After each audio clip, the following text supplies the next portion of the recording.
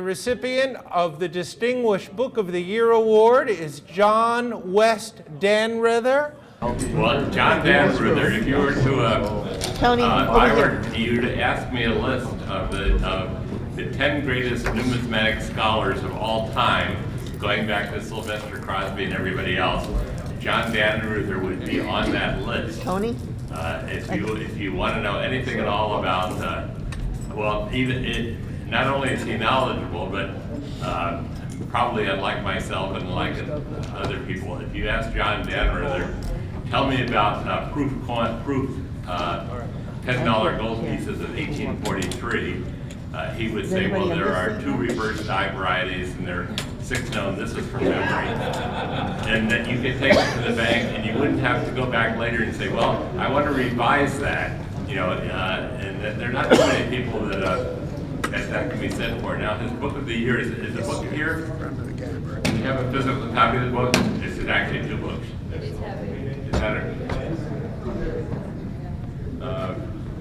We have a copy. Anyway, this book is not really a book. It's almost like a library. It weighs 7 pounds and so forth. Color illustrated. Probably cost several $100,000 to produce, including time. And there have been many Book of the Year awards, but I don't think any Book of the Year has ever excelled this in terms of production value, informational content, length, and everything else. Your pre-ceremony. Oh boy, am I in the camera? All you do for numismatics. You didn't line I'm going to save the other speech for when the award is actually given, but I would like to give a short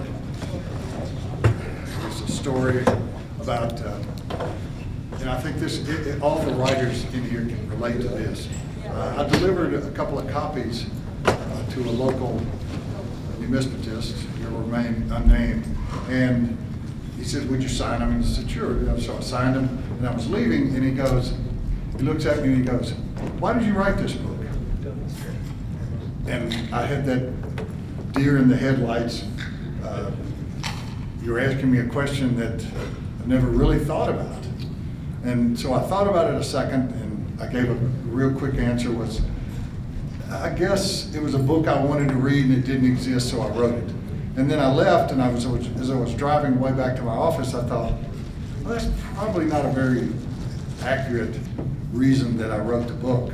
So I started thinking about it, and it took me a while to come up with the answer. But I think it's probably why we all write books.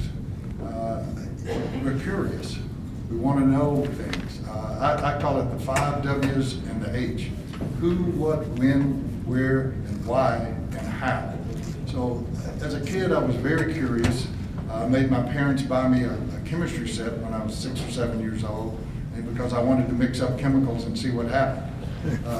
I collected stamps first, and I used to put the hinges on the back of the stamps and put them in my world album. Yes, I know that's wrong. I know that now. I didn't know that. I also took an eraser to my Lincoln Cents and shined them up.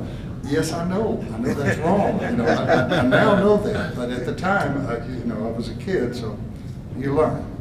But I believe that the reason I wrote the book is I was just curious. I wanted to know more about proof coins. And even though I've been studying them for 30 years, 40 years, the more you study something, the more you learn about it. And you write a book about it and you realize, oh, I didn't know quite as much as I thought I knew about it, because you keep discovering things that you didn't know. Anyway, I think that's why I wrote it.